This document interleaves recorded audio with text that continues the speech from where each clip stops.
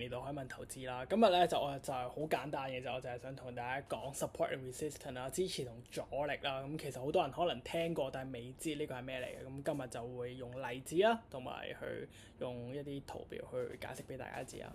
咁你可以見到啦，呢度其實有兩個圖啦，一個係 up trend 啦，一個係 down trend 啦。咁分別就係上升趨勢啦，同埋下降趨勢啦。咁其實你可以見到呢一個位係。其實呢個位其實叫做盤整啊 consolidation 啦咁但係呢度其實係有一個 up trend 啦，咁我就當佢係一個 up trend 啦。咁你可以見到 resistance 係咩嚟嘅咧？resistance 咧就係喺呢一度，你見到啦頂 key level 啦，頂呢啲就係壓力啦。咁當你嘅股價咧上到嚟呢一個位嘅時候咧，係會有一個壓力，因為呢度會存在一個嘅賣方嘅壓力會喺呢一度，所以呢度叫壓力線啦。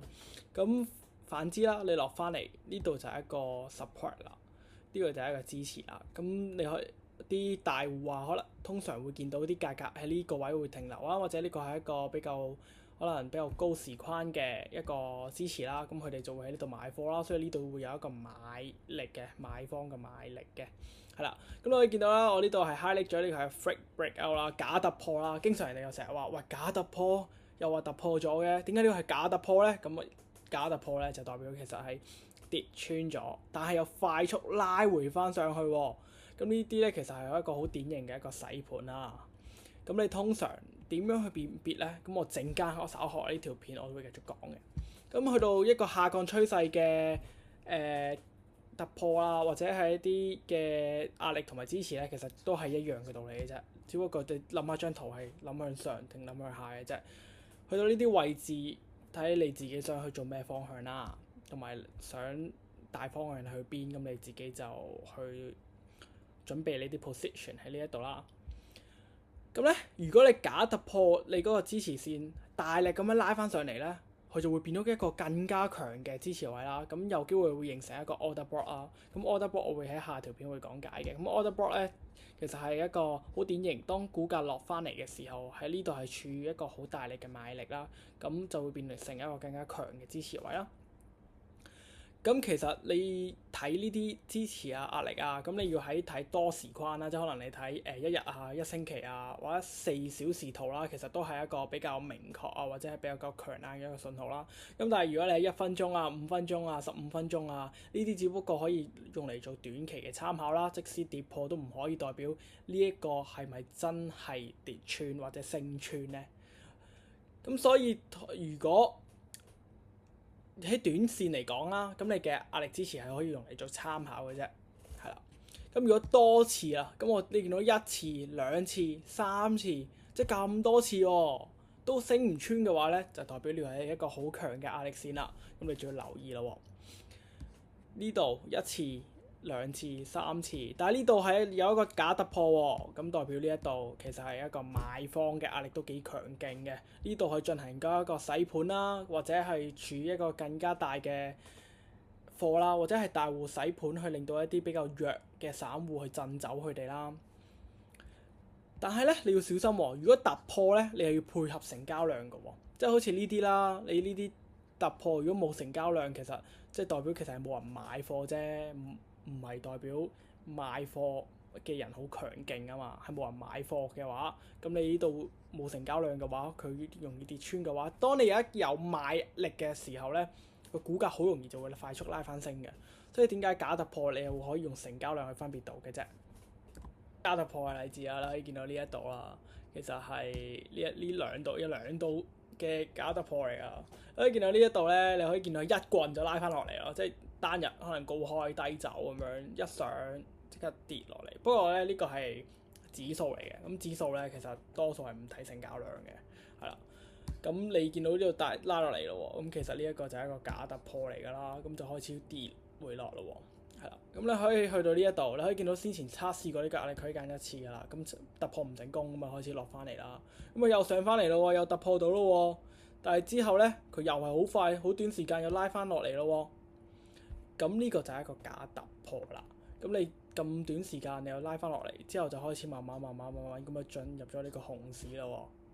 咁呢個就係假突破啦。咁我哋如何去辨識呢個係假突破咧？而家話你知。係啦，呢個就係香港恒生指數嘅一個例子嚟㗎。咁你可以見到啦，其實呢一度係一個壓力區嚟㗎。咁點解咧第一次呢度拉升咧？好多人話到23,000點嘅時候咧，就會去做沽貨啊，或者乜嘢，就係因為佢會到達一個壓力區啊。咁壓力線同壓力區有咩分別咧？咁其實係冇乜分別嘅。不過咧，壓力線係可以代表一個區間咯，因為你未必會 exactly 係一點咁樣噶嘛，係咯。咁你可以見到啦，呢個紅色線其實係一個支持嚟嘅。咁當價格啦，慢慢呢個回落，去到呢一個位啦。咁你慢慢回落喎。咁去到呢個位差唔多支持位嘅時候啦，就開始有一個升浪啦。咁呢個咧其實呢度都進行咗一個 break of structure 啦，即係 market shift 啦，或者咁其實開始升啦，升到呢個位咧，升到壓力區啦，就開始又跌翻落嚟咯。咁咧，其實呢一度你見到呢條紅色線咧，係咪？其實呢個咧係200天線嚟嘅，係啦。咁你見到呢一度都可以係叫做一個支持咯。咁你可以見到當股價一去到呢啲200天線嘅時候，又拉升咯。咁你見到呢度係突破到嘅，係啦。咁呢個就係其中一個例子啦。破同假突破究竟有咩分別？